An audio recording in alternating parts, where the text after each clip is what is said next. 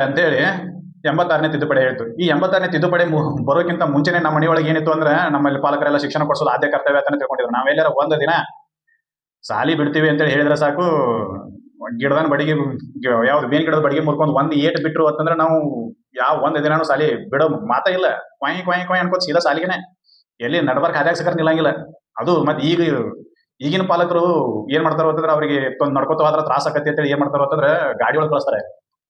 ಮನಿಗೂ ಗಾಡಿ ಬಂದು ಕರ್ಕೊಂಡು ಹೋಗತ್ತೆ. ಆ ಗಾಡಿ ಫೀಸ್ ಬೇರೆ ತುಂಬೋದು. ಮತ್ತೆ ನಮ್ಮ ಗಾಡಿನೂ ಇಲ್ಲ ಏನಿಲ್ಲ.